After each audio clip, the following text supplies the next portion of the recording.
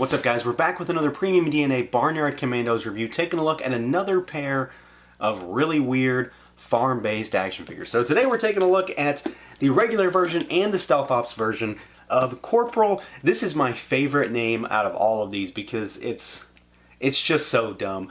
Corporal High ONDAHOG, and I think it's even ridiculous to just hear myself say it out loud. So we've got him here in the same kind of package as the rest of the Wave 1 figures, so the barn motif on the slipcover, got the front of the barn, you've got the oozing barrels on one side, you've got the back of the barn on the other, and then you've got the Jeep with some munitions on the other side. Now, of course, that's a slipcover, take that off, and you've got your figure there in the big window, and we've got the nameplate down on the bottom. We've got the barn all busted up on all the sides, Rams logo on one side, Porks logo on the other, and then the back of the box gives us our sort of file card and bio for the Corporal here, and then a cross-sell for the rest of Wave 1.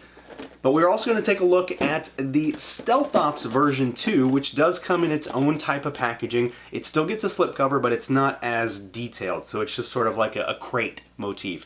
All of the logos on every side of this thing are all glow-in-the-dark too, because there's a glow-in-the-dark aspect to the Stealth Ops figures.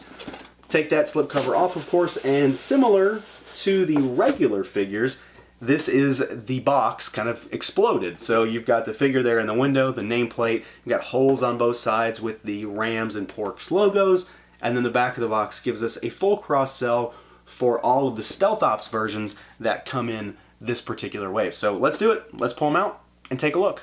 And here we go, out of the package, our Premium DNA Barnyard Commandos Wave 1 Corporal High ONDAHOG. I still feel just so ridiculous saying that. We've got our stealth variant, we've got our regular version here, and this figure is very, very different from the first figure that I've already reviewed, because like I said in that video, there's sort of two forms of commandos. There's a four-legged version, and then there's figures like this that are meant to stand on two legs and have accessories that are sort of themed around that also. So it is a little bit of a change up in terms of what this guy can do. So let's take the stealth version aside and we'll talk about the regular one here first in terms of what these guys are capable of. They are definitely, and no bones about it, they are definitely limited in terms of articulation, just like the four-legged versions are, but just in a different way. I think you can probably see why. They're big, chunky, bulbousy. They're really not super articulated action figures, and I'm not entirely sure that that's really what they're going for, nor is it really necessary based on, well, what these things really are. So they do enough, but they are definitely not as articulated as, say, the Madballs. They have a lot of restrictions just because of their shape, really. So we do have, to start with, some pretty good movement at the head. The heads go backwards. There's a double ball in here, and you can sort of shimmy it side to side. And of course, you've got full rotation. They don't really look down, but they can sort of lurch forward. The up is really nice, though. I'm pretty happy with that. And then you've got slight tilt here. Again, big, bulky, bulbousy figures. The arms go all the way out. They're ratcheted, too, and they rotate. We do have an elbow, but it's like one click. It's just in and out, and that's it. And you do have rotation. The hands, or hooves, really, are just rotation also. There's no hinge or anything like that. The torso is similar to the four-legged versions in that it is a big diaphragm cut, but it's mostly just a twist. It's a twist, and then there's some forward and backward, but it's not like you're going to be getting like a full super crunch out of these guys, but they will sort of lurch forward, and if anything, it does help to give you the ability to make these guys do sort of a walking position, and that can be achieved with these figures. The legs go out. They kick out at the hips. They swivel forward and backward. Backward mostly just because, again, of how they're cut. So this is sort of the idea here is that the figure is sort of squatting on his hind legs because, of course, they're these mutated barnyard animals. We do have knees, and these are similar to the knees on the other figures where they're those really, really small, kind of weird-looking knees. So they hinge and they swivel. And then we've got the same kind of feet. So they're on balls, and then they go sort of just in and out and side to side. They have a little bit of give here and there. It's not really like what I would say is, hinge or rocker, but there's enough to move them around just a little bit, and then you can kick them out. They sort of flare out to the side to help aid some articulation. One thing I will note, this figure, this leg is surprisingly loose. However, it doesn't seem to matter. It doesn't really make any difference because honestly, A lot about these figures for me is not the articulation. This, I mean, I wish this was tighter, don't get me wrong, I'm not saying that, but it's not to the figure's detriment. Like, it's not even remotely unstable because of that. It just happens to be slightly loose. It still works. I'm still able to get this figure into a walking pose. The articulation on these guys is just, well, it's kind of weird. It's minimal and it's kind of weird, and that's basically what it is. You know, they're going from very much non-action figures that were these super chunky, just sort of bricks of vintage figures into something that has some articulation to give them a little bit of life, but they aren't sacrificing the very chunky form factor. And the form factor of these figures is really where my interest lies, especially with this kind. I prefer the figures that stand on their hind legs to the ones that stand on all fours. And just to give you an idea, you know, for what they are, here is one of those. So this is Major Legger Mutton, and they're just very different. They're the same kind of figure, and it's quite obvious that they're the same kind of figure, but they're not exactly the same kind of figure. They're just built differently. So we've got our two versions of the Corporal here, and we've got our stealth variant here on the right, and just like with the rest of this wave, they all get a stealth variant, so they're done up in sort of nighttime camo colors, basically. But I really, really like the attention to detail on these guys. I think they look tremendous. I mean, you know, don't get me wrong, there is a very small subset of the toy collecting community that I think is truly interested in these. I know that they're not something that people were necessarily clamoring for, or stuff that people even remember in some instances, but these are really cool figures, and they're super chunky, and they have a lot of shelf presence. And if you like weird, goofy figures, I can't stress it enough. This is right up your alley. Paintwork on these guys is tremendous. They are fully painted from head to hoof, basically. Even what would be the normal flesh tones, not the spots, it's all paint. It's all very clean, very crisp. I don't really have any issues to speak of here. You've got the sort of, you know, rank insignia there on his arm, which is cleanly applied.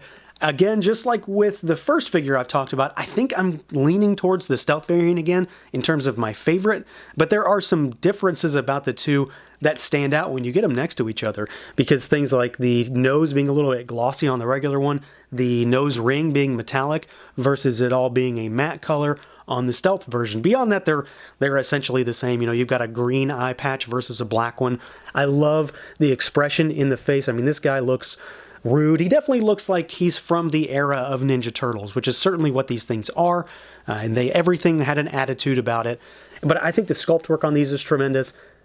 You know, especially in the sense that they were able to give them some articulation without destroying this form factor, because let's be honest, it's a weird figure, it's a weird toy, it's got an odd design, it's got an odd idea, everything about it's odd. But I think they did a really solid job sculpting these guys, painting them, and making them as close to those vintage figures as possible with some articulation, and then of course a lot more paint applications. There's a lot to like about these if you're into barnyard warfare based animal figures. Now for some quick size comparisons, you know, because these guys are, well, they're different, they're very weird. Here is a Super 7 Ultimates figure on the left and a Mythic Legions on the right. And these guys, well, this form of Barnyard Commando is not as big as the other ones, the four-legged ones. They definitely have a little bit less bulk because those figures have the weapons on them. So this is just the base figure, you know, a naked one. So you can see he's about shoulder height-ish for these figures, but of course there's a lot more bulk here. He's still a really beefy, well, he's not beefy, but you know what I mean, figure. Here is a Mezco, so there's the Conan for a slightly smaller figure. And then let's take Mikey away, and here he is with a Marvel Legends, you know, the all-important Speedball. So you can get an idea of what he looks like with a few different brands. Obviously, this isn't something that's probably going to be mixed into a lot of stuff. I don't imagine so anyway. I'm not going to. But he is going to scale pretty weirdly with just about anything because, I mean, they're frankly just their own thing. Now, as far as accessories goes, these guys, again, share the same stuff, but they're all done up in different color schemes. So the big thing, I mean, literally, is that they come with this big missile pod installation thing. But before we get to that, I do want to talk about the hands and the actual holdable accessory that they come with. So, you know, you can see over here, I've got the standard one. He's got a hole in his hand over here, and that's how this one comes in the box. The stealth version does not have the hold hands in the box, so he has them in the tray. And what you do is you peg this sword, it's kind of like a shish kebab sword, into the hand. It really only works on the right hand because otherwise the sword would be held in the wrong direction. So it's meant to be held in the right hand. There's a peg on there, and it's just sort of like a silver blade with a tomato. You've got an onion, a mushroom, and a pepper on there, shish kebab. It is kind of, well, it's pretty bendy. I haven't really noticed an issue with it warping or anything, but just beware of that, I suppose. And then we've got this big honking thing. So this is the big missile installation, and it's like it's a modular piece in many ways. It has two different modes that you can do, and I'll kind of show you both versions with the stealth version also. So I'm going to take this guy away just for space's sake, really, because again, this thing is humongous. As you can see, it's absolutely massive. So the back has a port for two pieces. So you've got this sort of like sprocket thing here that you can use, but you've also got this sort of like targeting reticle, and it's got a lenticular design on it. And I will stress right now, be careful putting this in, because when you put it in, it sort of goes all the way in, and it took me a while to actually get it back out. So watch putting it all the way in, just sort of have it right on the cusp. And then you've got a little lenticular, and it has some rams on it. And you can sort of see the little range finder. It's hard to pick this up on camera, but you can sort of see that on there. So that's kind of cool. We've got 4 removable missiles. You've got the radar dish, tons of paint on it, all sorts of bits and bobs and doodads. You've even got like a Pork's logo on there with a snout on it. You've got these movable pistons, which are used to make it modular. And then you've got this enormous, I'm going to take it out. You've got this enormous tire, which is the base, and it says Dunslop on there. Of course, a Dunlop sort of play on words kind of thing. So you've got the big base. You can get your dude to stand on it if you want, but you've got your little base here, and you can pop that out. And I dropped one of the missiles, so we'll put that back on, and you've got your modular base right there if you want to just have it like that. And you can have your figure standing, a little bit more like he's actually using it rather than it being some sort of installation type of thing. So you've got a couple options when it comes to that. And then the stealth version does feature the same stuff. So like there's the base, and here is the other parts, so the actual missile pod. And of course, you can see that it does have the stealth color scheme, so it's more muted grays, but then there's a lot of greens on it, and there is a small glow-in-the-dark capacity to this.